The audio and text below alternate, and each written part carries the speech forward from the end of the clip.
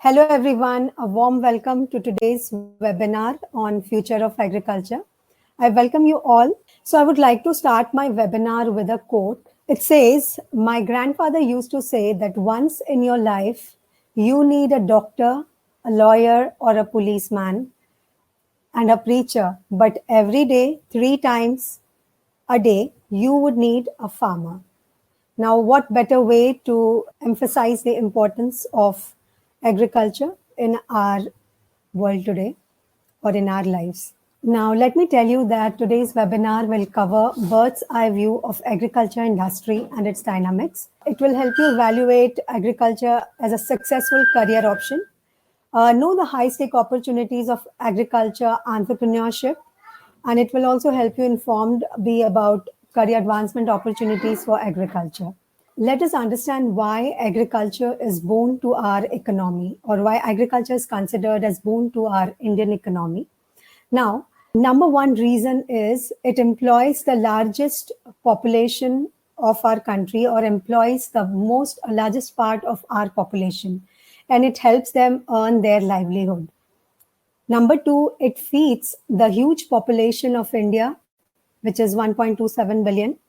It provides raw material to a lot of industries, other industries such as, let us take FMC, pharma, to name it a few, auto. There are a lot of raw materials such as palm oil, wood, castor oil, and just to name a few, guar gum, etc., that go to other industries as raw material. And agriculture industry is the one that provides it and may be helpful to run those industries.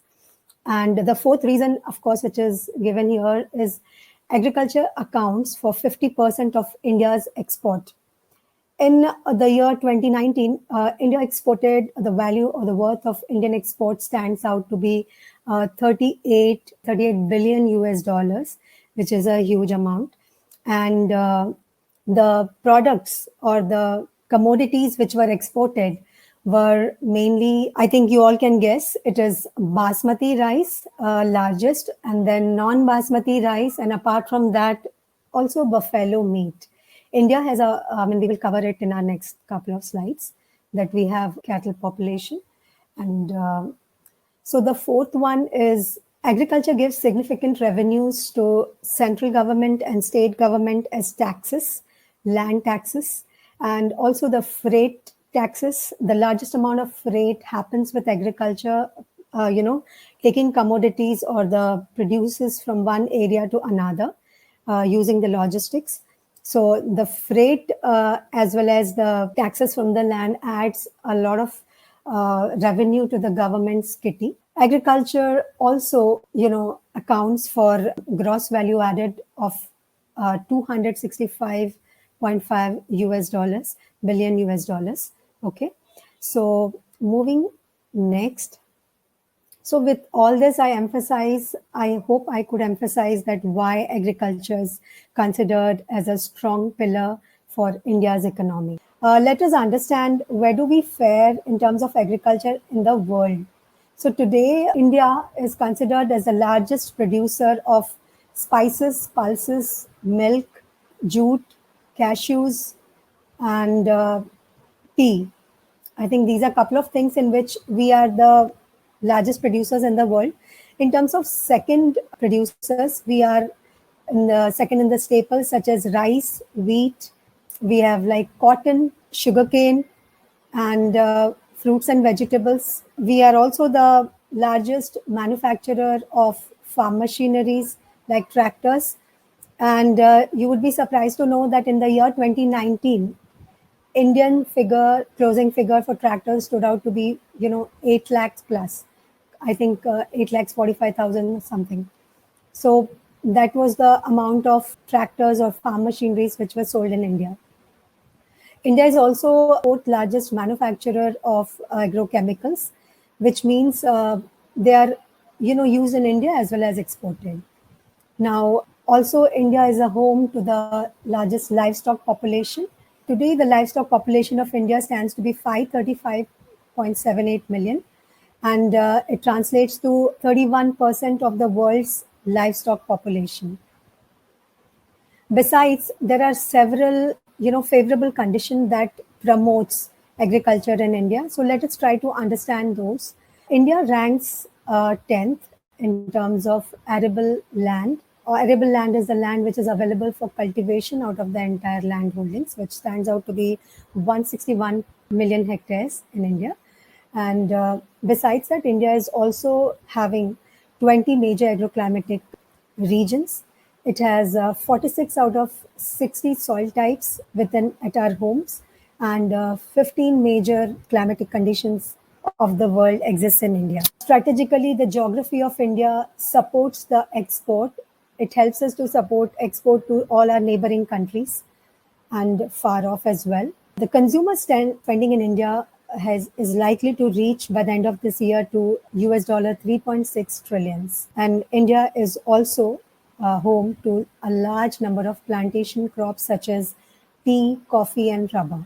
So these are the advantages of agriculture in our country, the favorable things that prospers agriculture in our country, and we all should be proud of them. Now, if you see this table which is presented, it shows that farmers with less than 1 hectare land holdings is considered as marginal farmers. 1 to 2 hectare is small, and 2 to 4 hectare is considered as semi-medium. Medium farmer are categorized as 4 to 10 hectares, and above 10 hectares are the large farmers. So basically, the unit of agriculture is land, and the farmers are categorized based on the land holding sizes that they hold. And based on that, these are the category of land. Now, if you observe the second column, it shows the number of holdings in millions. So out of the 142 million number of land holdings in India, more than 80% come under small and marginal categories, which is like a very small size of landholding, or probably close to 1 hectare. Okay, if we compare this with other countries or our neighboring countries or developed countries, China, this stands to be around 0.8 hectare. In US, it stands to be 5 hectares. So the land, but if you see in Asia, the number of holdings in millions for the marginal farmer stands out to be 50%, or no country is having a small and marginal farmer, less than 1 hectare land size, more than 80% like us. It is kind of a little drawback to us. So now the average size, if we try to see, is 0.39 million hectare for the marginal farmer. So yes, but if we try to compare the farm size with the bottom line or the output, if a marginal farmer is having a small farm, or if a large farmer is, everybody has to put the inputs, right? But what is the advantage that they can have with large farm? So bigger farm does not ensure success, but it will definitely help you get loans for your farm. It will help you to adopt new technology and help you to diversify your crop, help you to have more security. So if one crop fails, and if you have diversity or diversification of crops, the other crop at least helps you in, recovering the losses. But if you are a smaller marginal farmer, just one farm, you cannot diversify much in that, right? So with that respect, farm size impacts bottom line with the help of facilities or infrastructure that you can garner, and you can progress further with a larger farm size. So I would open another poll. So audience, you have to respond. What is your opinion if a good rainfall is a boon to economy or not? I think 93% of the audience goes with yes, and that is fantastic.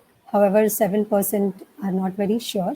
Yes, a good rainfall definitely gives a boost to our economy. If we have a good farm output from a decent monsoon, it creates a demand for consumer goods in rural areas. Okay, the food makes up nearly half of the consumer price index that Reserve Bank of India considers or monitors, and while deciding its monetary policies, so including interest rates, etc. the bumper farm output will definitely keep the food prices under control. So, if a farmer had a good rainfall, or if a country had a good rainfall, the farmers will have enough infrastructure or resources to produce crop. They will have more produce and they can repay their loans, and they can get more income. The government doesn't need to come forward and support them, right? So the more the government takes from its fiscal this thing, the more will be the impact on our taxes. So the government has to pay during the droughts or floods to the farmers, and besides that, the demand will definitely increase because the produce is less, and we have to pay more for buying our vegetables and staples. We recently, faced such things with onions and tur dal.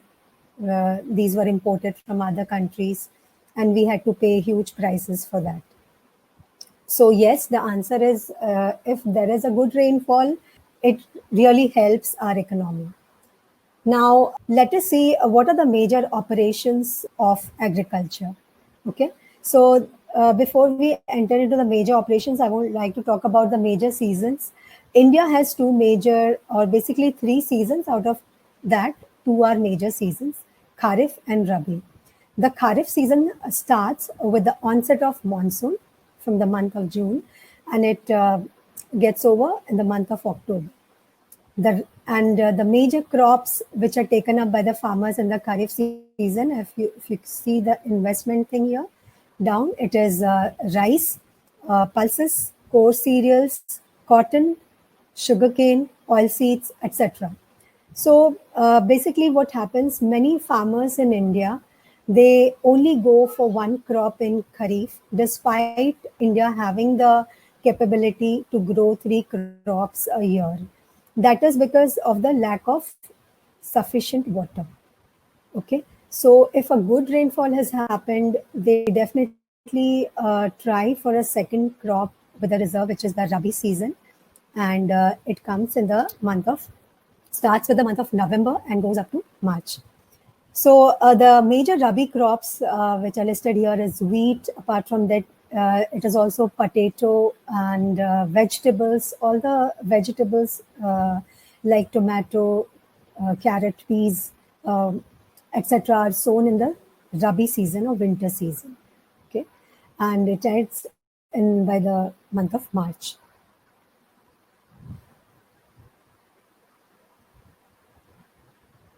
The problem with the Rabi thing is 40% of India's agriculture is rain fed. The farmer have to be dependent on the rainfall, and if they do not have sufficient irrigation sources, they give up on the Rabi crop. Now, let me show you the operation of a cycle of operation in a agriculture farm that happens with the farmers. So it starts with input collection, whichever crop they want to produce, and then with land preparation. Land preparation is just like foundation of a building, like an architect does. Land preparation is foundation for the crop to grow, healthy and more productive throughout its life cycle. So in the land preparation, a farmer basically pulverizes the land, or plows the land and makes it a better place for seed that will be inputted to germinate. That is the main purpose. And the percentage which is written in the bracket here is talks about the mechanization. To what extent it is mechanized? It is a very good sign that India is 90% or more than 90% mechanized in land preparation applications. Most of our farmers use tractors and farm machineries for doing land preparation. Next comes, once the lands are prepared, next comes is sowing. Here, the seeds are planted in those seed beds. And again, here the mechanization is not to that extent. It is close to 30%. And we are still, of course, there are requirements are different. Like if you see rice would require transplanting, which is like taking small saplings of rice and putting it in a muddy soil. But if you take case of wheat or corn, these are the seeds which are dropped into the field. So in that case, we can use a machine which is locally also available, known as seed drill. And with seed drill, we can drop the seeds for wheat. But specialized crop or cash crops like sugarcane and potato, it needs special machines which as of now are not very affordable by an individual farmer, but these can be rented out through various I would talk about them startups who are renting out agricultural machineries. So this can be done, but I think it is yet to reach to a large number of farmers. Yeah, there is a little limitation for using such machines. It is the land holding size. If a land holding size is good enough, at least 1 acre plus, then only such machines can operate. So after sowing, once the plant start coming out, a farmer gets busy with protecting, caring the plant, watering it and protecting it from the pests, supplying nutrients to it and fertilizers, etc. And then when the crop matures, it is harvested. Harvesting is again an operation which is to a large extent mechanized in India for the staples, especially rice and wheat. And huge harvesters are used to cut these crops. And these are like known as combine harvester. They combine all the operations of cutting, threshing, and separating, and then collecting the grains. All these can be done together. And finally comes the post harvest. This is an area where the residues left in the field can be cleared up with the help of machineries or manually also, or a lot of people engage in burning them, which is not a good practice. So post harvest deals with clearing of the residues, and if instead of burning, if we collect those residues, that can also help in generating income by selling them to bio industries. So with this, I would like to tell you that India is still grows staples a lot, which is rice and wheat, and we are still coming out of rice wheat cropping system and trying to adopt diversification in farming. So before I go further, so this talks about challenges. Now we have a very deep couple of challenges which holds our agriculture progress back. Number one is land holding size. Though the land holding size does not directly impact the success, but it helps in progress or adoption of technology, adoption of mechanization, and diversification. So a low land holding size really hampers a lot of progress in agriculture. And next is stagnant yields. We just saw that India stands first in many of the crops, which is mainly, pulses, basmati, pulses and jute, etc. But second also in rice, wheat, etc. But then it is just because we are producing it in large number of lands, but our productivity is much lesser than compared to other developed countries. So we still have a long way to go or achieve productivity or improve our efficiencies in those crops. The yields are stagnant, and for that, a lot of measures are being taken. The farmers, maximum number of farmers are still engaged in age-old method of farming. It's like not using the right seeds, not practicing the right agricultural practices to improve the yield. And sometimes there is a problem of irrigation. So all this are causing the stagnation in the yield. Another one is weak market linkage. Even when sometimes our farmers produce, market linkage is a big problem, and we will know in our further slides that how various startups and Indian government is working towards it. Acute dependence on rainfall, yes. 40% of our farmland is dependent on rainfall, and a little bit fluctuation in rainfall impacts their output. Neglected soil and water health. So soil is a very important resource in agriculture. Basically, it controls the productivity and of any crop. The health of a soil is also important, but negligence has led to decrease in the fertility of the soil in India. The soil of Punjab, for example, is has become lighter because of excessive use of urea and other fertilizers. And the productivity levels, I mean, to pump up the productivity, fertilizers are still used there. Although it has impacted the quality of the soil, and if we apply excess of fertilizers and pesticides, it will actually, you know, uh, move down into the groundwater and cause pollution of the groundwater. So this awareness needs to be generated, and there are alternatives to it, and we will look into them. Also, if there are high value crops, such as if we say that broccoli, baby corn, and vegetables, but there is a lack of knowledge or hand holding to the farmers to produce these crops and market them appropriately, because of which there is a hesitation in them to take up these crops, and they are more comfortable with the staples and age old practice that they were always doing. So, next, I would like to give you another poll. Uh, Check your opinion on what you think is the average age of an Indian farmer as per you.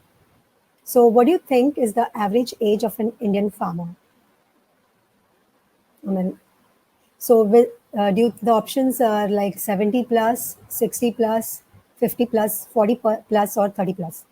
Maybe just a couple of these things I wanted to check. Okay, I got a couple of answers. So let's talk about. Thank you. I think a lot of people are saying. I mean, it's a mix. This thing. People are saying 50 plus, 30 plus, 40 plus. Okay. All right. So let's talk about the growth drivers. Let us talk about the growth drivers. So what drives agriculture? So number one, I mean, no prizes for guessing. It's the population of India, which is huge. And to feed our population, agriculture has to be on its feet, right? So increasing population. Number two is exports. Exports is really driving our agriculture. In by the year 2022, Modi government is planning or has a goal of $60 billion export earnings expected from agriculture.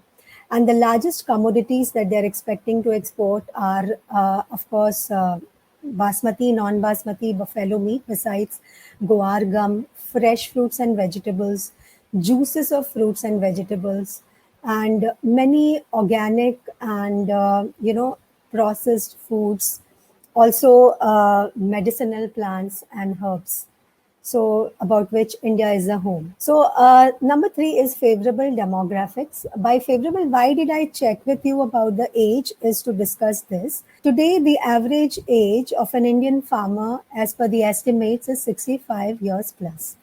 But once, I mean, maybe in another couple of years, these farmers would get old, and the young farmers will come into the picture.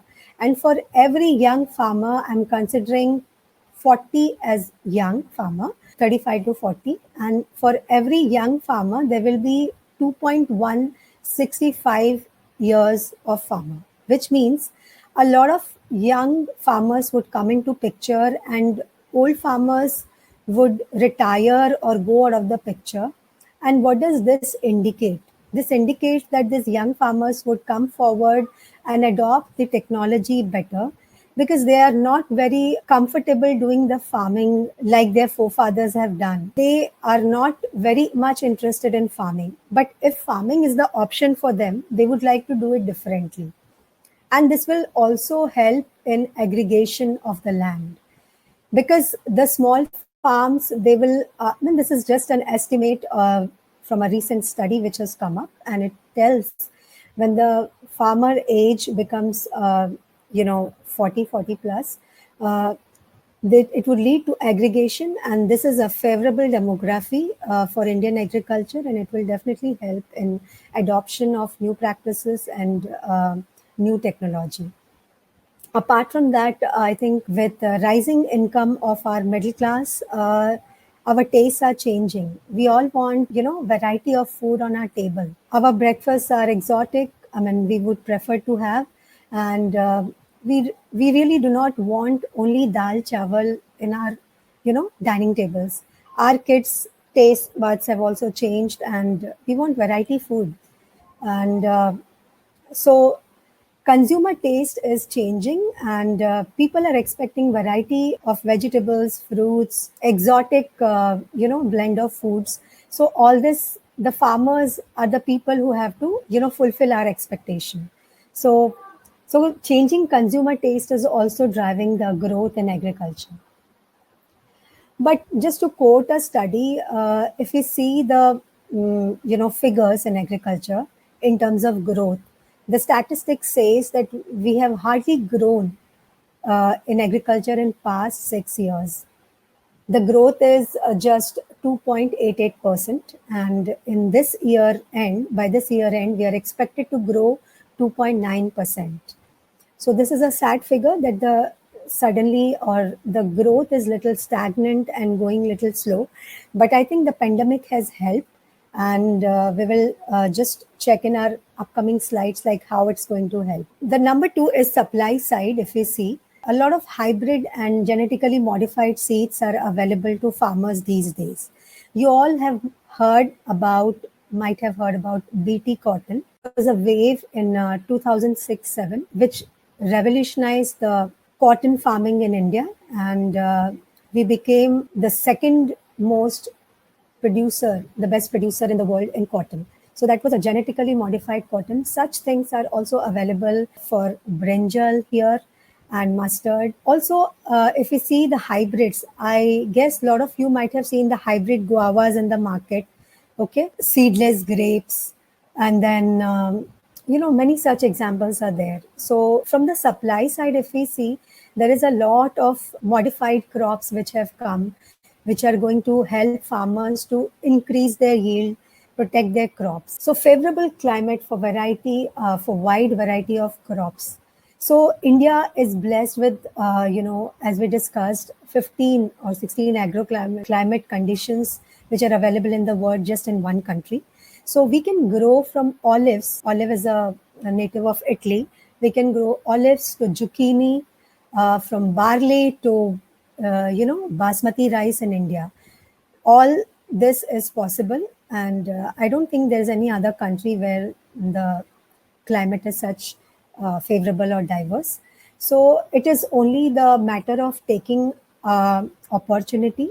So I don't know how many of you know that there is a belt in Rajasthan which has thousands of olive plants grown, and they are doing a very good business. And the government of Rajasthan is involved into it, and they produce olive oil.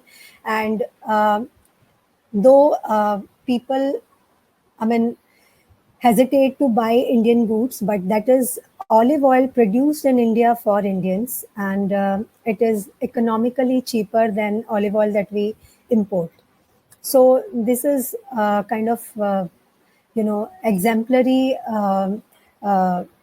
thing which is shown by the farmers of Rajasthan, encouraged by government there. Also, I would take an example of baby corn. There is a farmer in Haryana who started growing baby corn, mushroom, such small, products which are very much required in restaurants, at homes, and many of the variety of food that we eat. So if we can produce them in house and market them, so the local vocal will be more efficient. So those are the, and what I'm trying to tell you is the climate of India is favorable for each and every crop that we eat today and can be grown here. So from the supply side, mechanization, yes, mechanization is rampant in India. In land preparation, we are more than 90% mechanized. The only problem here is if the entire value chain is mechanized, it is more efficient. Right now, the complete value chain of very few crops are mechanized. So maybe the companies who are dealing with farm machineries and tractors, they are working on it and coming up with solutions very soon.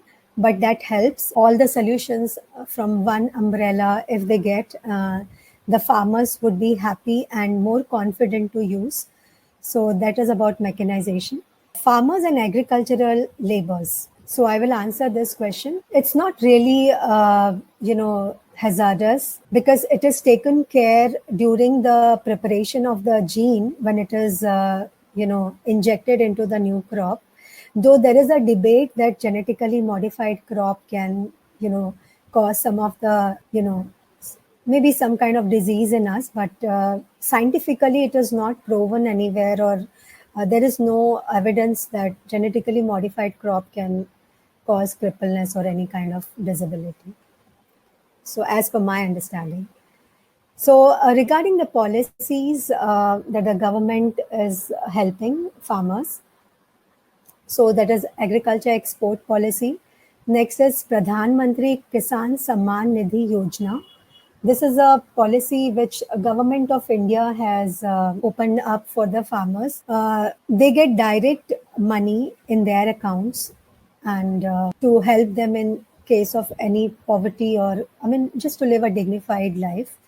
प्रधान मंत्री अन्नदाता आय संरक्षण योजना, प्रधान मंत्री कृषि सिंचाई योजना. These are the various policies that government has released to make a farmer self-sufficient and progress, be progressive. Now I have one more poll. So my question to the audience is like, maybe you can think and answer. During pandemic, did you buy exclusive fruits and vegetables by WhatsApp marketing? Few people are saying yes, and a lot of people are saying no. So let's recollect the pandemic situation and put farmers' picture in front of us and try to analyze. So if I'm not wrong, the pandemic took its severity in Mumbai, Pune. I am situated in Mumbai. So somewhere around March, right? And this is the season when the farmers usually harvest their crops. Okay, so March is the season we just saw in one of the slides. The Rabi season ends by March, and the farmer looks for harvesting his crop. Okay, and requires a lot of labor. So, but because of the pandemic, because of the social restrictions, the harvests were delayed. Correct, and then because of the delay in harvest, once the harvest was done, even the procurement of the harvest was delayed. A lot of farmers had to waste or throw away their produce, okay, because of this. I think the government, that's why helping them so much. And the price realization for them obviously went down. Okay, they expected some kind of returns from the crops that they grew, but the realization were really less. But at the for the end consumer like us, we ended up paying high price. I don't know how many of you recall that how much you paid for, 6 kele. 6 kele, I think I paid almost 40 rupees sometimes. And for small bunch of dhania patta, I had paid 40 rupees or something. I don't know how many of you had faced this, but this was the situation in Mumbai. We had to pay huge prices. But the end, the producer was not getting the income. It's all because somewhere they collected, and then the logistics, and then storage, and then transferring, then coming. So delay as well as, stocking up of the price. So all this situation gave lessons to the nations, especially, if we take the international, especially those who import much of their food. We also import pulses. They have to be self-reliant. They have to reduce their supply chains and better secure and improve the resilience that they do with their food supplies. This is the lesson that we have learned during the pandemic, that closer the produce or import and all during this has to be, the country has to be self-reliant in production. And that's why I think, and in our Prime Minister's Man Ki Baat also, we have heard like local vocal, which is try to buy things from your local producers. okay, local farmers. One of my friend has mentioned in the chat that he has purchased things from local farmer.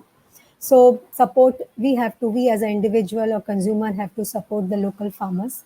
If we do not like the quality of the produce that they are getting, we have to tell them that this is the quality which we are looking for, so that they understand. And of course, there are a lot of startups which are working around it, and definitely we will get to eat the quality that we like very soon, produced by our own farmers. Okay.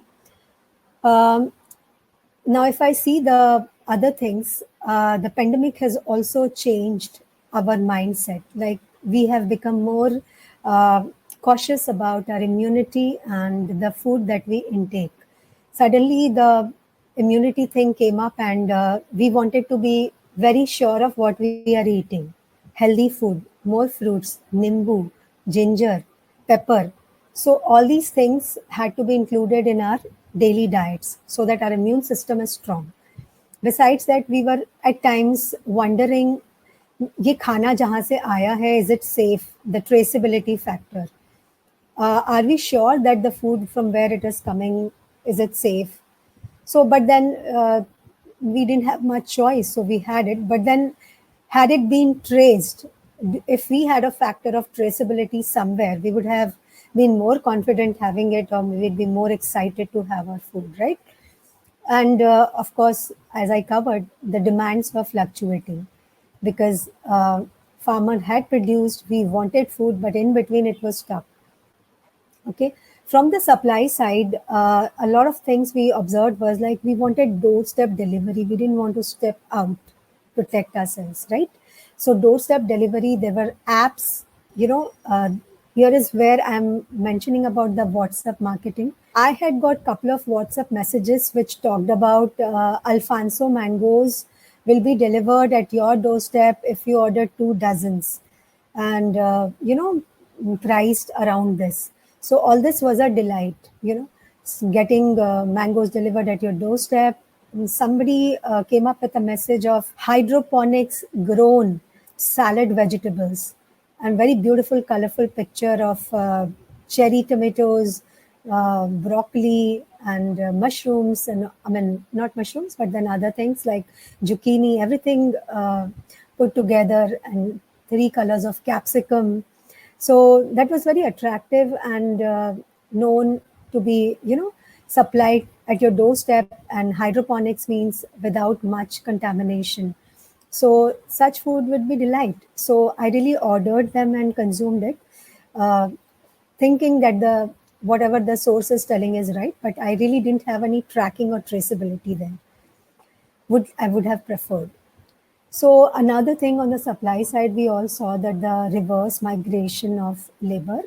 So all these laborers who had gone back to their home states because of lack of livelihood resources in the major cities.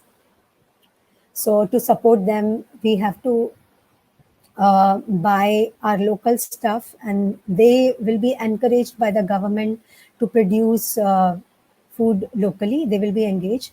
This policy, which is initiated by the government, is MG Narega, which is Mahatma Gandhi Rural Employment Guarantee Act, under which the laborers or the unemployed will definitely get revenue through some kind of employment. A lot of opportunities are around, you know, I would say taking care of the cattle's food processing, where government is going to employ these unemployed laborers who have gone back to their home and provide them some, livelihood. Besides this, there is a farm gate marketing. I think you would have read. So this is like a 1 trillion Indian rupees has been sanctioned. Here, the people who are interested in agribusiness or startup or entrepreneurship, for them to open up cold chains and food processing, so where they can directly procure things from the farmer and add value to it and sell it to the market. So this kind of infrastructure support is coming from the government. There is one more recent update from the government side, which is One Nation, One Market. It is basically the Deregularization of Essential Commodities Act. Under this, the retailers and the traders can stock the produce with them, and then they can, sell it at the appropriate time after adding value to it. Uh, Besides that, farmers can also now sell their produce into the electronic platforms. They are open to sell, it's no more mandatory to sell it to the APMC and all. So they can, wherever they are getting competitive prices, they can sell their produce under One Nation, One Market, which has recently come up. Also, the government has added one more delight for the farmers, which is in model agreement with contract farming. They will get 50% higher MSP than what, say, for example, they are spending X amount of money, or say, for usually, if you take example of paddy, farmer almost spends 25,000 for an acre minimum for complete cycle of operation, and he gets an MSP of how much? 1750 a quintal, right? So if somebody goes for a contract farming, he would get 50% more on that as per the government, and means under the contract farming, he will no more be cheated, and his rights will be reserved, and he will get dignity and rightful income. So these are a lot of encouraging measures taken up by the government after this pandemic, and to make our farmers India self-reliant. I have one more poll, but so I will quickly cover the key focus area. The big data analytics, it is, you know, basically using farm data to determine the key opportunities and key focus areas. Farm management solutions, it is used for risk mitigation and forecasting solutions, customer relationship management, input channel solutions, etc. It can also be used for traceability and compliance. The big players on this are startups like Cropin and AgroConnect. Farming as a service. This is coming up very largely these days by multinationals and a lot of startup players. It is basically providing affordable technology solutions for efficient farming, and it introduces efficiency into the whole gamut of agricultural practices, and provides assistance to sell their produce to the appropriate markets with the right prices. So the major players are EM3 and Crofarm. They also supply farm machineries, etc. And third is market linkage models. Market linkage model basically helps farmers to keep updated with the prices which are available in the market and scenario, agri input platforms, and they provide the real time solutions to the farmer. They give them updated agricultural informations about the quality, availability, and price checks. They are the basically farm to fork supply chain, and a lot of startups again are available in market linkage models like AgroStar, Unnati, etc. IoT is the new in thing. It is basically required in agriculture, and a lot of things, maybe starting from soil fertility to connectivity.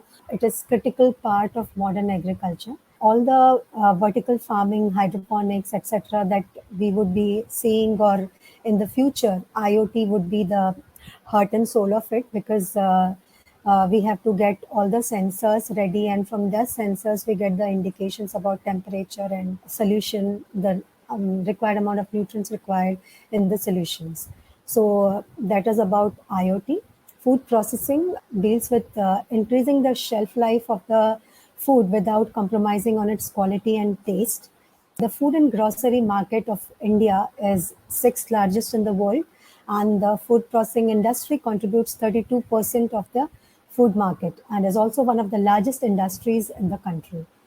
And it also contributes 13% of the export, of 50% export that agriculture is doing. India has all the required infrastructure around this, a lot of cold chains, etc.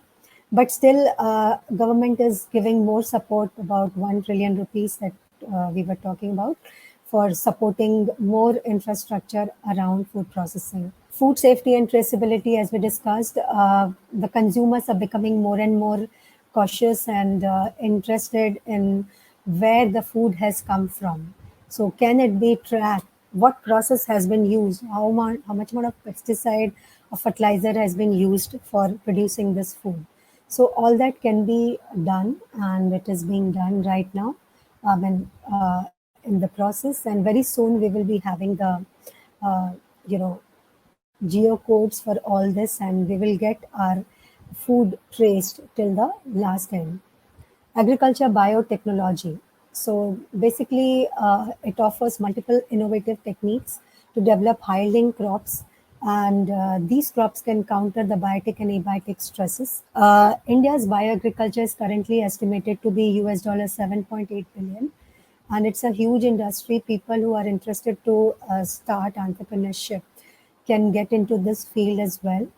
And it talks about genetically modified crops, biopesticides, microbes, that bio soil ameliorants. How can we improve the fertility of soil using agri-biotechnology? All these are new technology which are going to come up in ag biotechnology. Yes, I'm coming about organic farming in our next slide. I will cover it. So these are the opportunities in agriculture where investments or entrepreneurship or organic farming, because somebody is asking this question, I would like to cover that. Organic farming is the cheapest way where you can take up the entrepreneurship. You don't have to do a initial investment in infrastructure like you will do in hydroponics, aquaponics, or other things. So basically, what is an organic farming? It is basically avoiding any kind of synthetic product while producing the crop. So let me tell you, globally, 50 million hectare of area is under organic farming, and India owns 30% of that. But today, we just are using 1.58 million hectare of that land. So we still have a lot of scope of using or producing organic, food. So, and we have exported a lot of organic products from India. Around 1.35 million tons of organic produce has been exported. Certification processes are also going to come up very soon, strong certification. So for organic, right now we see certifications, but they're not very authentic. But India is going to come up strongly. The government of India has opened up the certification norms, and people can get certification of organic produce. So if we consider India, Madhya Pradesh is the state which contributes largely to the organic food. Post that, it is Karnataka, UP, and Rajasthan. Sikkim is the state which is completely organic. All his 76,000 hectares of land is completely organic. A recent some studies on organic system around the world say that organically, if you produce crops, then it will not be sufficient to feed such a big population. But the same study says that if it is a developed country, then it will not work that much. But if it's a developing country, then organic farming will work much better in a developing country. So we have opportunity in India to do so.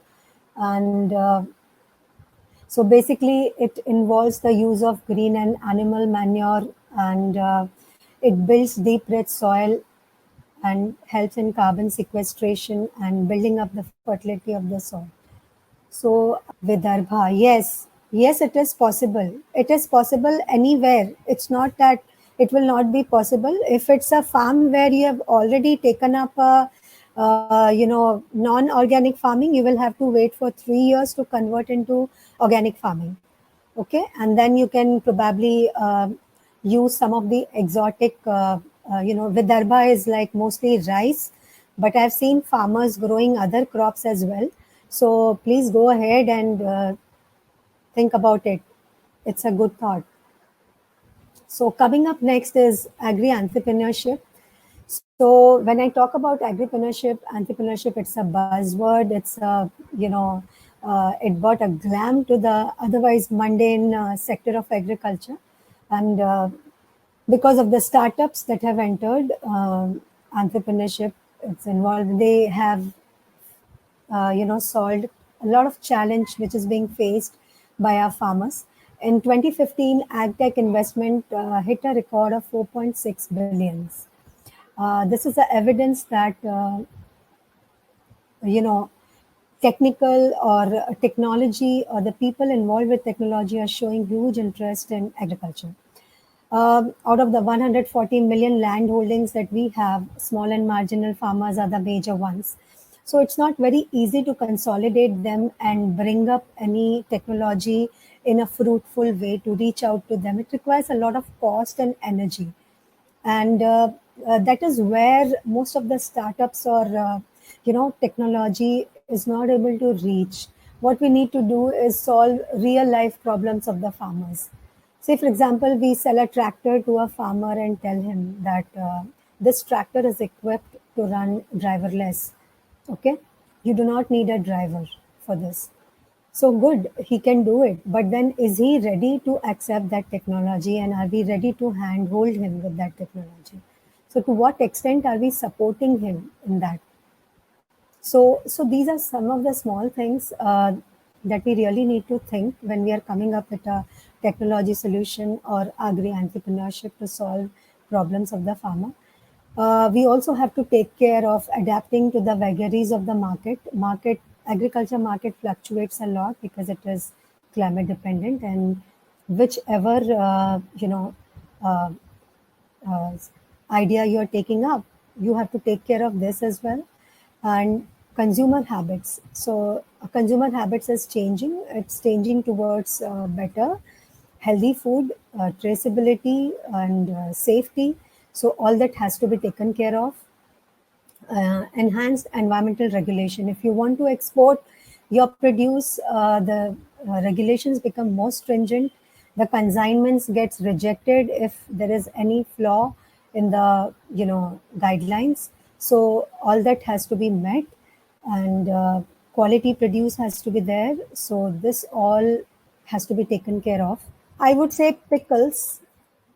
Pickles is a very good option. And it has a lot of demand, but I do not understand what do you mean by drying fruits and vegetable. Maybe I can share my email ID with you, and whatever questions you have, because today we are already running out of time. So I will quickly tell what is the way to enter into agriculture stream. We don't have much students here, so maybe I can just glance through it. Agriculture entry requires physics, chemistry, maths, and biology, and there is a all India entrance exam for central government, and reserving 15% seats in agriculture universities. There is another way to enter is through state joint entrance exams with eligible scores. You can enter this stream. There are very interesting jobs available with various multinational and government organizations. Agriculture offers a lot of jobs in the government sector as well.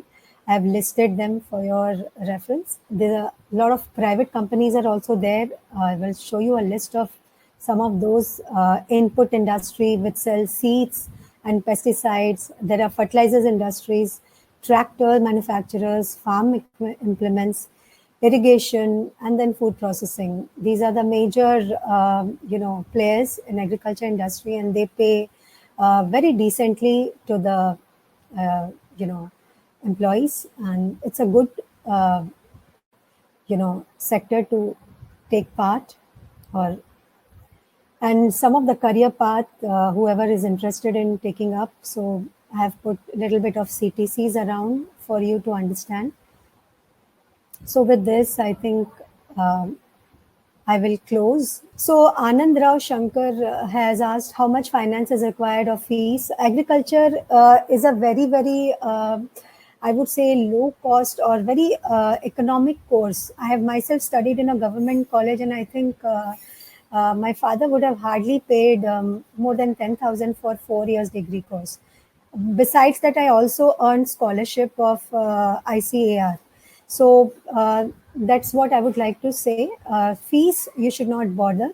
If it is from a reputed college, the fees would be very less. Rather, you get scholarship while studying. Excessive use of fertilizers in Punjab, how can we reduce it, Sukhvinder? Yes, Ukwinder, I think Punjab farmers are very progressive, and I have a lot of farmers friends there, and I think they are themselves trying to use, they use paddy ash, and they use a lot of ameliorants in the soil to improve its fertility, which are organic in nature.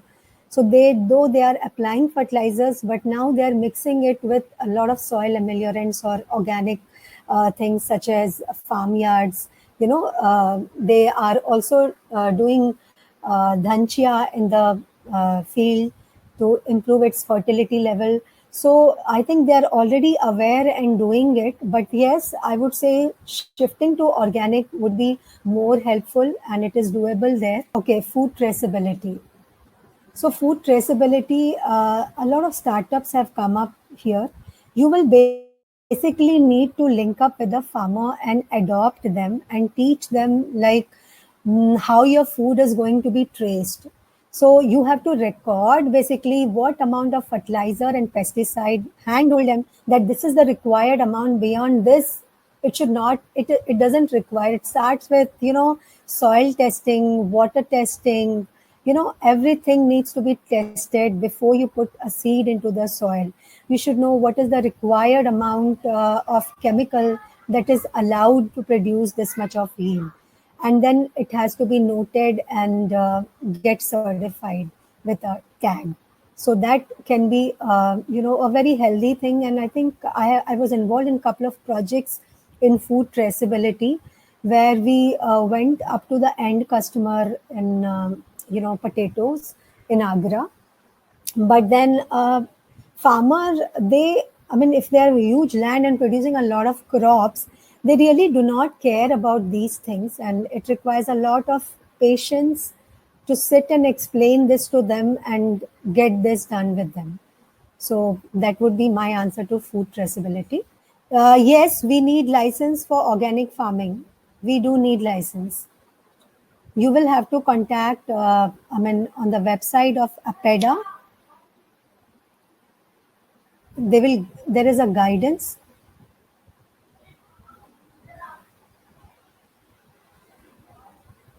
Okay, organic farming and traditional farming difference. Yes, initially it would not be, I would say, synthetic rather than traditional. It will not be up to the mark of a synthetic farming. Organic farming produce will be less, but eventually, with the passage of 2 years or so, you will catch up on the yield, and it will be as good as traditional farming. There are recent studies which have told that it is as good as synthetic farming. There's nothing to worry. Only thing is we cannot a lot of mechanization may not be possible. So orchards, a crop would be a very good option for organic farming, or vegetable fields would be very good for organic farming.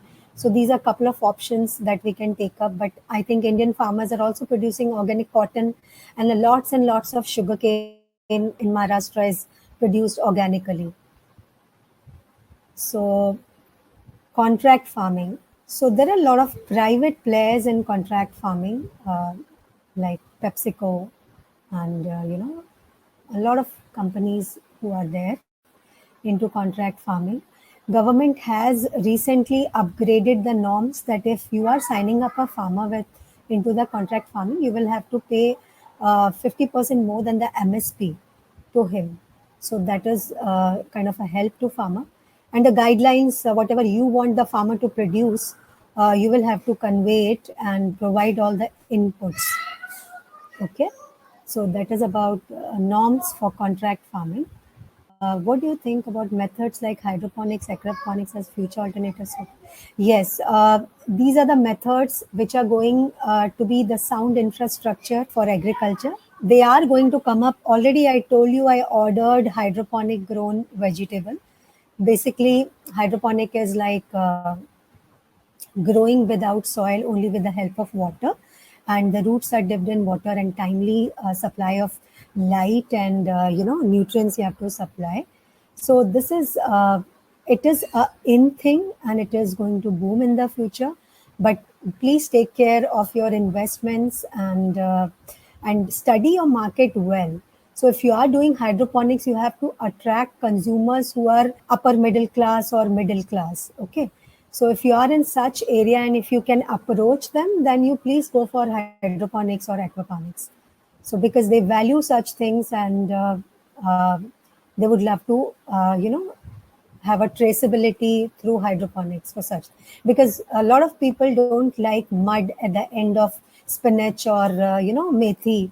So if you have grown it on hydroponics, you will have to market like I can grow it without mud and stuff like that, and they really like it, but not ordinary households.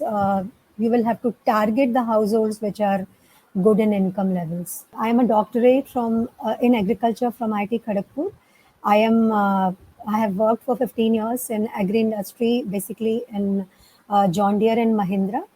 Currently, I am looking up for consultancy opportunities recently, and shifting from this place Mumbai to Chennai. So just waiting for my sabbatical time and enjoying the time, not occupied as such.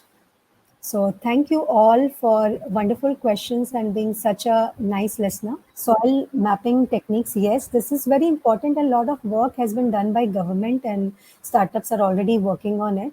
I think 30-40% of India's soil map should already be there, and a lot of drones and soil testing machines which are already supplying fertilizers as per the soil need. This is a very in thing and required in the future. So that cumbersome process of soil testing would not be required if we have good soil maps. How can we hire experts? Okay. Thank you, Padma ma'am, for sharing your expertise on such a wonderful topic. Not just wonderful, need of the hour topic. I hope everyone really liked the information that Padma ma'am was giving, and hopefully it has spiked some interest in looking at our agriculture of India in a different perspective. Ma'am, I think there are some questions in the Q&A tab as well. So horticulture farming and the market and the profits of India.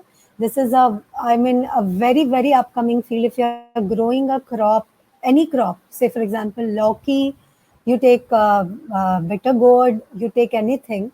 So horticulture crop, usually 2.5 months to 3 months, you start getting your returns. It's a very, very profitable farming option. Sometimes you might need to do little bit of investment in terms of setting up, poles and all for keeping it erect. But otherwise, it's a wonderful option. Horticulture. Please go ahead with tomato, brinjal, anything which you think is having a demand in your area. What do you think about methods like hydroponics? I think I've answered this. What should be sowed in the farm with only rainy water? Nagpur area, I think, Swapnil, it's rice. What else can I say? You have a very special rice of Nagpur. I think that is the only thing you can grow, a special variety of Nagpur in the very rainy season. Okay. What is multi-layered farming and how much it is successful in India? Multi-layered farming would be successful mostly like one crop will be of than this, other over that I grow corn, over that I grow some palm, something, I mean, different layers, and it is basically in hilly areas like Kerala, hilly and swampy, they can go for multi-layered farming. Success wise, yes, it is more at a subsistence level and, of course, to some extent, revenue as well. Is engineer can buy a land and do a farming? Well, buying a land, unless you have a farming stamp, you cannot buy a land in India. That is a problem. If you have any relative who is a farmer, maybe you can, buy land from him and uh, check with him if he can transfer it to your name with some following some norms. But it is very hard to get land if you're not a farmer. You can lease a land maybe, but not buy a land. How a non-agriculture professor from city can become a farm owner? Yeah, I think partly answered. What it takes to be called a farmer from government of India? Of course, farmer is somebody who has to own a land or, earn his livelihood from farming. what real benefits are there for cold pressed oil against filter pressed oil? So the real benefits is all the nutrients. Say, for example, if you're taking groundnut oil or sesame oil, the real nutrients which are present in it will be intact in cold pressed oil versus filtered or processed oil. The nutrient level of the uh, processed oil definitely gets reduced because of the temperature and other thing. Why cost of such best cold pressed oil is much? Obviously, cold pressed oil, it is just like if you produce organic food, you will definitely ask for cost because you have waited so long for it, you know, for invested so much. So obviously, you will charge more when you sell your organic produce. Same way for the cold pressed oil. Okay, the infrastructure and all required for it would end up in making it, maybe you can get involved in this business because anybody can set up a factory. It does not require a lot of investment. How is food traceability done? I think I've answered this before.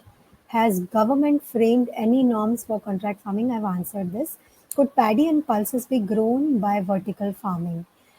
Very good question and a very difficult one as well. I think growing paddy in vertical farming, these are all, I would say, land crops and has to be grown in huge quantities. But of course, it can be tried. But I think we have sufficient land and to grow paddy. For pulses, definitely we can try. Paddy is a little tricky crop. Is poultry and goat farming good? I'm starting farming from this year. Please guide me as what crops or innovative thing can be done. Okay. Poultry and goat farming is very good because see, if you are growing up poultry, the residue or the feces that you get out of poultry can be used as fertilizer. And goat, I think government helps the poor people of India with, giving them the kid and then they grow up into goat.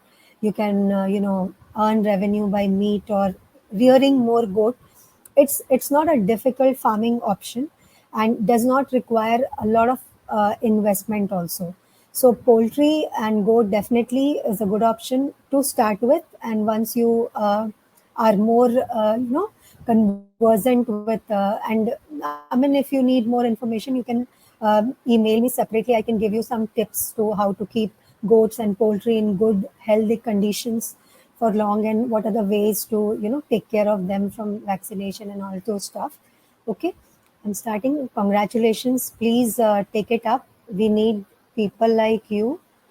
How is future of aeroponics and aquaponics? It is very bright to tell you. If you have infrastructure and budget to invest, uh, you definitely have to start with vegetables which are of high demand and can be, easily be sellable, not something which is not in demand, so that you can recover on your investment. How big is hydroponic market in India? I think I do not have a fixed number or something coming to my mind, but then it's not a very big market. I think not into some $1 billion, but yes, couple of this thing I've seen and heard, and so even I need to explore the worth of this market. So hydroponic definitely is a better option if you want to choose between these two in terms of infrastructure. What is the difference in yield of organic farming? Yes, I have answered this. Short-term course on agriculture. I think all agriculture universities offer, courses. If you have any agriculture university close to your house, you can enroll for courses. They are very cheap and they give you information on this agriculture, or maybe if you really need something practical. So these are available. Or maybe you should make a farmer friend, a vegetable vendor a friend. They also teach you a lot of things. More than a course, you will do an experiential learning. So that would be my answer. So Ruchi, I think I've answered all Yes, the questions. yes. And this is the end of the webinar. Thank you. Thank you, Suruchi. Thank you, everyone.